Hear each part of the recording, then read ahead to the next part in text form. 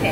তো আমরা এখানে আমাদের এই দেওয়ালে যে আবু সাঈদের যে চিত্রটা আমরা আঁকছি, আমরা যদি ওকে না ভুলে যাই, আমরা যাতে ফরিদপুরবাসী ওর অবদানটাকে না ভুলে যাই, ওর এটার মাধ্যমে আমরা আমাদের সব ভাই বোনকে স্মরণ করতে চাচ্ছি এবং ওর অবদানটা যাতে আমরা না ভুলে যাই, যে সে কীভাবে আমাদের জন্য লড়াই করছে, আমাদের হয়ে লড়াই করছে, যাতে আমরা সবসময় তাকে স্মরণ রাখতে পারি। এমন না যে তার এই অবদানটা এই 2-1 দিনের জন্য, সে মানে আমাদেরকে পুরা লাইফ টাইমের জন্য একটা মানে আদর্শ হয়ে আসছে সে আমাদের জন্য।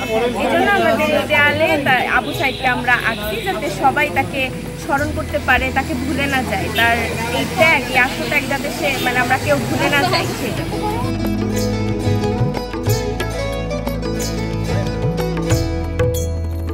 আমরা বিগত 2 দিন ধরে আমরা ফরিদপুরের সাধারণ শিক্ষার্থীরা এবং আমরা শহরকে সাজানোর ট্রাই করছি, আমরা রাষ্ট্রকে সংস্কার করার ট্রাই করছি, আমাদের দেশকে আরও একটি ভালো জায়গা বানানোর ট্রাই করছি।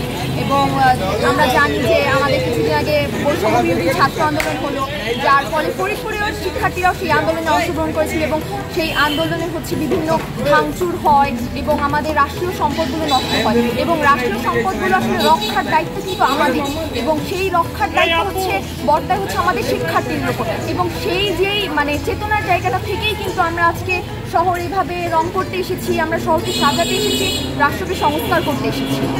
এবং বিভিন্ন পোস্টার ছিল, বিভিন্ন জায়গায় বিভিন্ন ময়লা ছিল এবং বিভিন্ন ময়লা স্তূপ ছিল, যেগুলো আসলে রাস্তার পাশে থাকা উচিত না, আমরা সেগুলোকে সরাচ্ছি।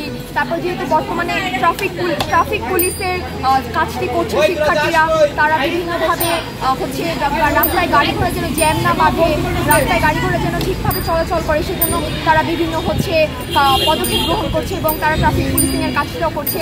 এবং আমাদের জনগণ যারা, তারাও আমাদের অনেক সাহায্য করছে, তারা আমাদের খাবার দিচ্ছে, পানি দিচ্ছে, এভাবে দিয়ে তারা নিজেদের জায়গা থেকে সবাই এগিয়ে আসছে এবং শিক্ষার্থীদের সাহায্য করছে। এবং আমি মনে করি যে আমরা যদি সবাইভাবে একসাথে এগিয়ে আসি, তাহলে দেশটা আমাদের বাংলাদেশ অনেক দূর এগিয়ে যাবে এবং দেশটা আরও অনেক সুন্দর হবে আমাদের, এবং বিশ্বের কাছে আমরা আমাদের দেশটাকে আরও ভালোভাবে তুলে ধরতে পারব।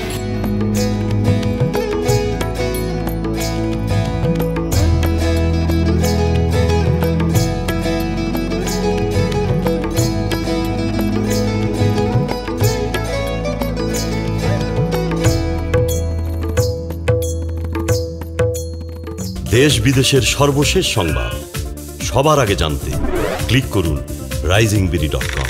প্রতি মুহূর্তের খবর অনলাইনে।